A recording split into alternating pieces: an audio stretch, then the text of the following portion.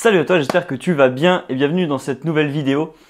Je vais te parler aujourd'hui d'un sujet qui est un peu délicat, mais qu'il faut aborder parce que quand on parle de spiritualité, quand on parle d'énergie et quand on rentre dans cet univers-là, on est confronté à plusieurs dogmes, plusieurs croyances, plusieurs mondes même comme ça qui viennent un petit peu s'entrechoquer, s'entremêler.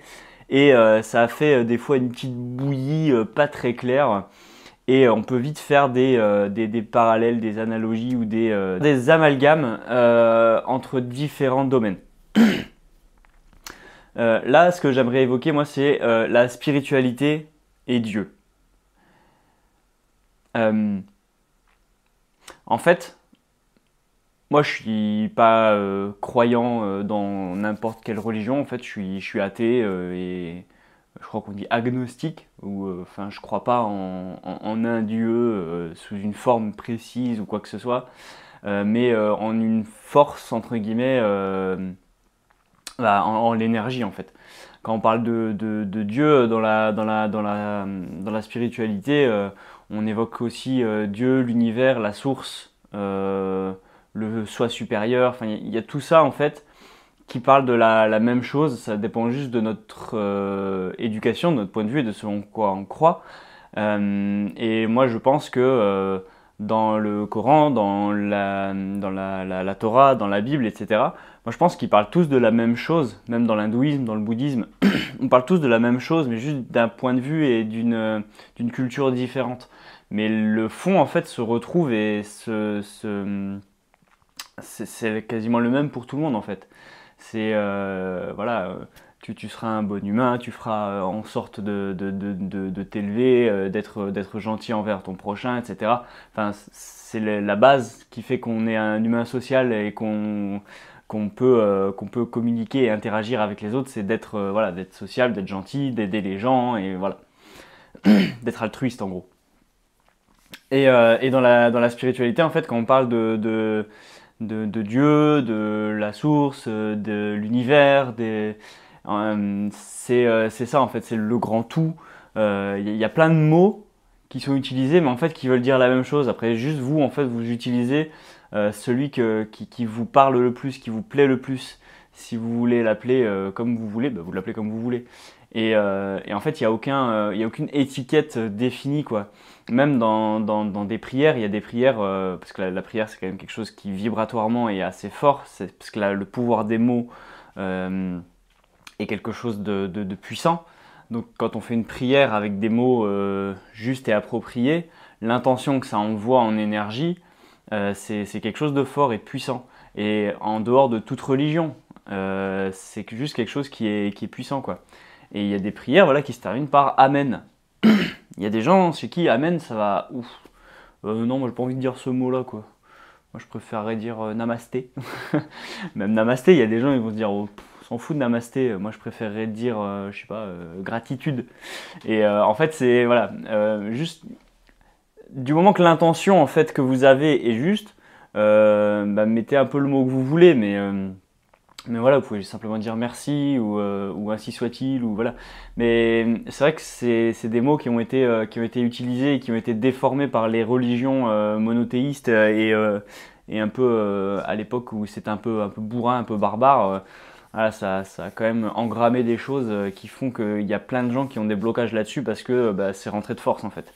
Mais, euh, mais en soi, c'est pas dire je te salue Marie, etc. qui vont faire que bah, d'un coup, hop, vous êtes chrétien et il faut aller vous baptiser. Non, on s'en fout.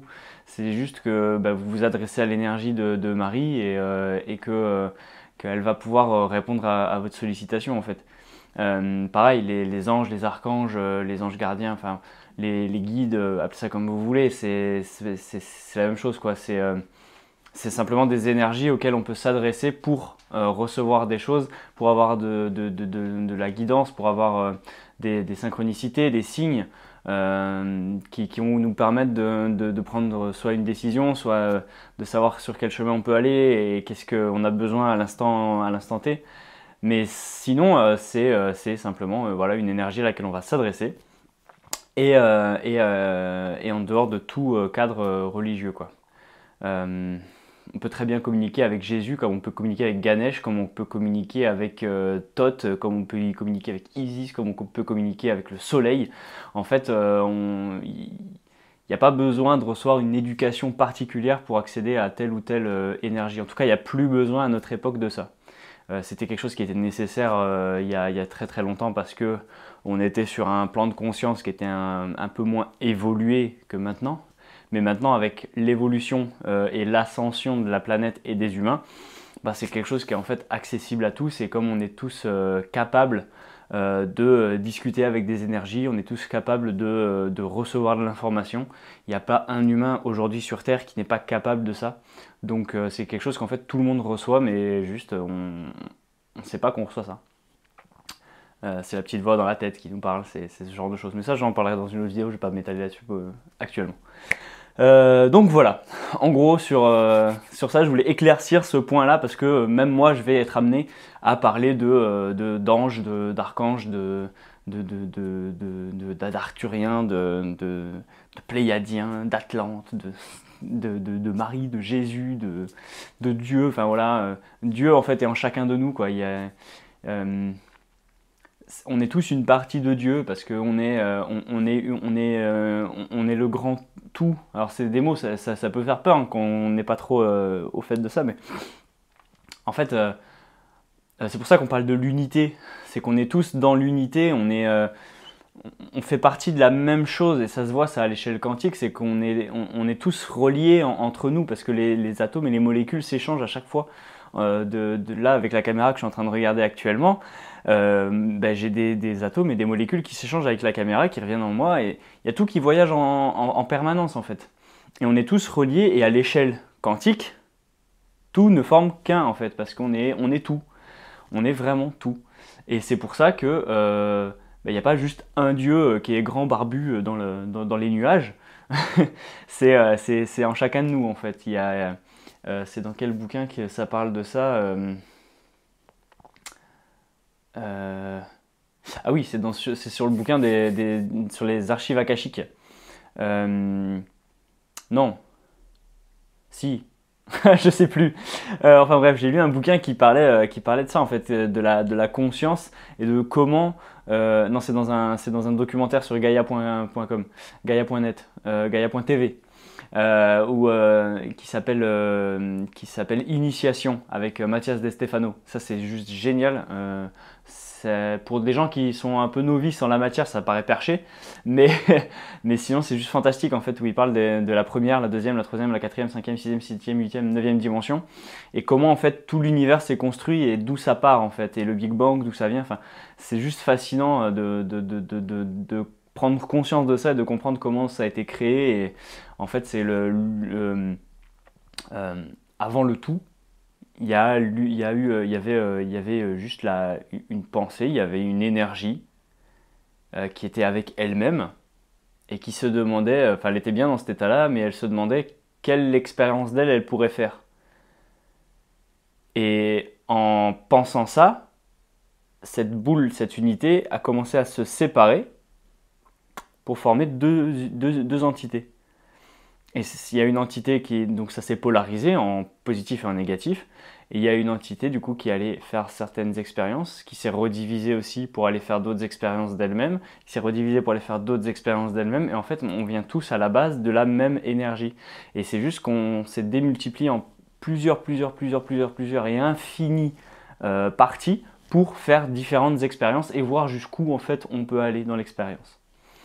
Voilà, donc c'était dans ce but d'unité et que Dieu en fait est en chacun de nous parce que nous sommes nous le créateur de notre vie et que on dit que Dieu c'est le créateur, du coup chacun crée sa vie, donc chacun est son propre Dieu en fait et il n'y a pas comme on pourrait l'imaginer Dieu le tout-puissant qui gouverne tout et qui nous manipule avec des petites ficelles, pas du tout en fait, c'est juste chacun d'entre nous qui créons notre vie et qui avançons avec ça – vers, vers notre expérience et vers ce qu'on a envie de vivre.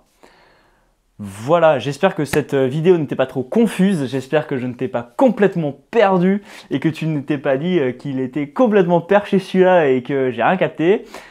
Si tu t'es dit ça et que tu as quand même envie d'en découvrir plus, je t'invite à nous rejoindre samedi 27 mars à 18 h sur la chaîne Twitch où on pourra échanger et discuter de ce sujet. Et en attendant, je t'invite à t'abonner à cette chaîne si ce n'est pas déjà fait, activer la petite clochette de notification pour recevoir toutes les notifications. Il y a une page Facebook si tu veux suivre un petit peu l'actualité et puis le compte Instagram aussi, c'est en train de se mettre en route petit à petit, voilà, on avance et voilà, si tu veux en découvrir plus, n'hésite pas à mettre des commentaires, on se retrouve sur Twitch le 27 mars et je te dis à la prochaine, ciao!